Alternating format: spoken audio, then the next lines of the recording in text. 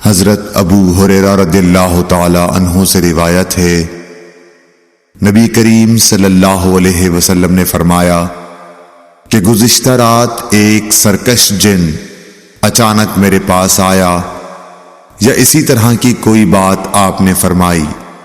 وہ میری نماز میں خلل ڈالنا چاہتا تھا، لیکن خداوند تعالی نے مجھے اس پر قابو دے دیا، اور میں نے سوچا کہ مسجد کے کسی ستون کے ساتھ اسے باندھ دوں تاکہ صبح کو تم سب بھی اسے دیکھو۔ پھر مجھے اپنے بھائی سلیمان کی یہ دعا یاد آ گئی جو سورہ صاد میں ہے، اے میرے رب، مجھے ایسا ملک عطا کرنا جو میرے بعد کسی کو حاصل نہ ہو۔ راوی حدیث روح نے بیان کیا کہ حضرت صلی اللہ علیہ وسلم نے اس شیطان کو ذلیل کر کے دھتکار دیا۔ صحیح بخاری حدیث نمبر 461۔ سعید بن ابی سعید مقبری نے حضرت ابو ہریرہ رضی اللہ تعالی عنہ سے سنا کہ رسول اللہ صلی اللہ علیہ وسلم نے کچھ سوار نجد کی طرف بھیجے جو تعداد میں 30 تھے۔ یہ لوگ بنو حنیفہ کے ایک شخص کو جس کا نام ثمامہ بن اسال تھا پکڑ کر لائے۔ انہوں نے اسے مسجد کے ایک ستون سے باندھ دیا۔ پھر رسول اللہ صلی اللہ علیہ وسلم تشریف لائے اور تیسرے روز ثمامہ کی نیک طبیعت دیکھ کر آپ نے فرمایا کہ ثمامہ کو چھوڑ دو۔ رہائی کے بعد وہ مسجد نبوی سے قریب ایک کھجور کے باغ تک گئے اور وہاں غسل کیا۔ پھر مسجد میں داخل ہوئے اور کہا، اشہد ان لا الہ الا اللہ وان محمد الرسول اللہ، میں گواہی دیتا ہوں کہ اللہ کے سوا کوئی معبود نہیں، اور یہ کہ محمد صلی اللہ علیہ وسلم اللہ کے سچے رسول ہیں۔ صحیح بخاری حدیث نمبر 462۔ ہشام بن عروہ نے اپنے باپ عروہ بن زبیر کے واسطے سے بیان کیا، انہوں نے حضرت عائشہ رضی اللہ تعالی عنہا سے آپ نے فرمایا کہ غزوہ خندق میں سعد رضی اللہ تعالی عنہ کے بازو کی ایک رگ اکحل میں زخم آ گیا تھا۔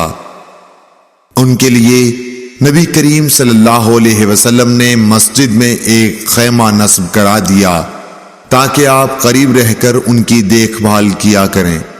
مسجد ہی میں بنی غفار کے لوگوں کا بھی ایک خیمہ تھا۔ سعد کے زخم کا خون جو رگ سے بکثرت نکل رہا تھا بہہ کر جب ان کے خیمے تک پہنچا تو وہ ڈر گئے۔ انہوں نے کہا کہ اے خیمے والو، تمہاری طرف سے یہ کیسا خون ہمارے خیمے تک آ رہا ہے؟ پھر انہیں معلوم ہوا کہ یہ خون سعد کے زخم سے بہہ رہا ہے۔ حضرت سعد رضی اللہ تعالی عنہ کا اسی زخم کی وجہ سے انتقال ہو گیا۔ صحیح بخاری حدیث نمبر 463۔ عروہ بن زبیر نے زینب بنت ابی سلمہ سے، انہوں نے ام المومنین ام سلمہ سے روایت کیا ہے، وہ کہتی ہیں کہ میں نے رسول کریم صلی اللہ علیہ وسلم سے حجۃ الوداع میں اپنی بیماری کا شکوہ کیا۔ میں نے کہا کہ میں پیدل طواف نہیں کر سکتی، تو آپ نے فرمایا کہ لوگوں کے پیچھے رہ اور سوار ہو کر طواف کر۔ پس میں نے طواف کیا اور رسول اللہ صلی اللہ علیہ وسلم اس وقت بیت اللہ کے قریب نماز میں آیت والطور وکتاب مسطور کی تلاوت کر رہے تھے۔ صحیح بخاری حدیث نمبر 464۔ انس رضی اللہ تعالی عنہ روایت کرتے ہیں کہ دو شخص نبی کریم صلی اللہ علیہ وسلم کے پاس سے نکلے، ایک عباد بن بشر اور دوسرے صاحب میرے خیال کے مطابق اسید بن حزیر تھے۔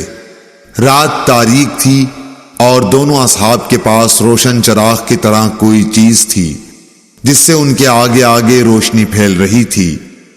پس جب وہ دونوں اصحاب ایک دوسرے سے جدا ہوئے تو ہر ایک کے ساتھ ایک ایک چراغ رہ گیا جو گھر تک ساتھ رہا۔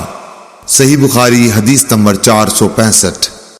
ابو سعید خدری رضی اللہ تعالی عنہ نے بیان کیا کہ ایک دفعہ رسول کریم صلی اللہ علیہ وسلم نے خطبے میں فرمایا کہ اللہ تعالی نے اپنے ایک بندے کو دنیا اور آخرت کے رہنے میں اختیار دیا کہ وہ جس کو چاہے اختیار کرے۔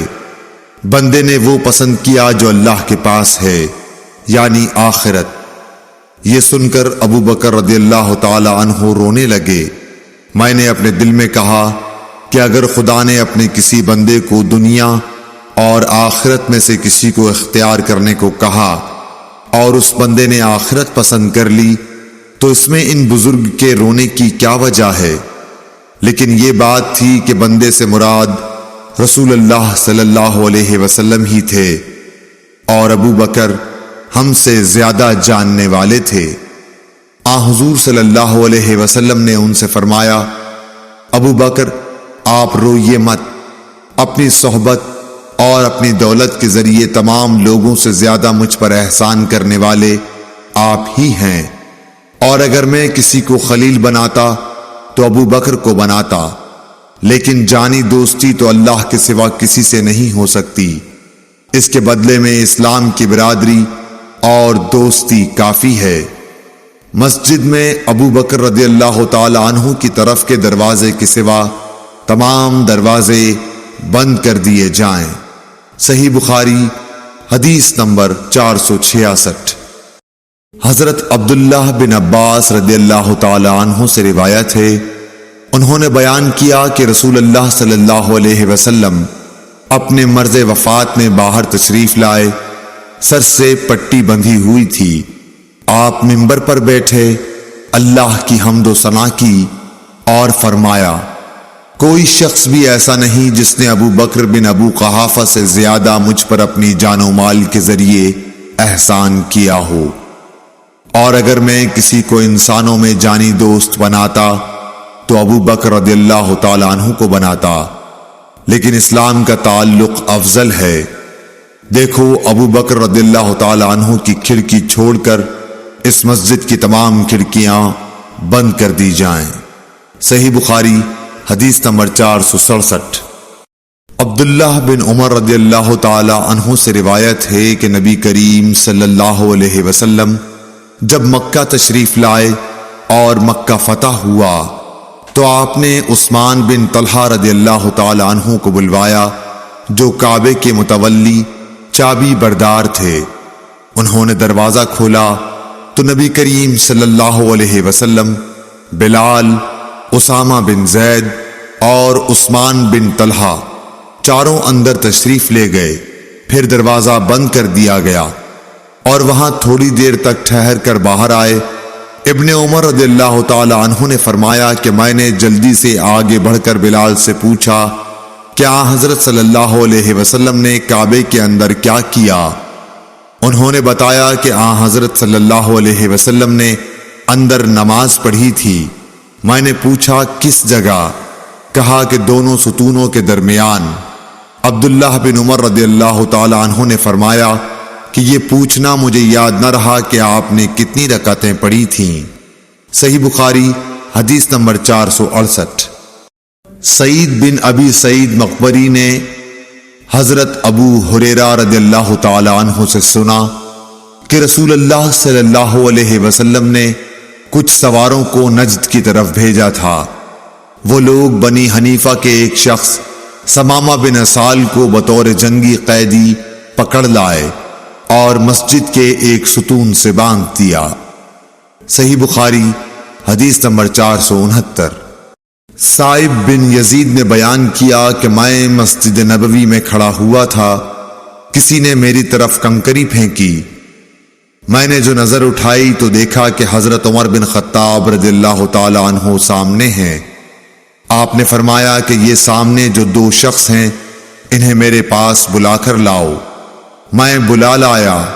آپ نے پوچھا کہ تمہارا تعلق کس قبیلے سے ہے، یا یہ فرمایا کہ تم کہاں رہتے ہو؟ انہوں نے بتایا کہ ہم طائف کے رہنے والے ہیں۔ آپ نے فرمایا کہ اگر تم مدینے کے ہوتے تو میں تمہیں سزا دیے بغیر نہ چھوڑتا۔ رسول کریم صلی اللہ علیہ وسلم کی مسجد میں آواز اونچی کرتے ہو۔ صحیح بخاری حدیث نمبر 470۔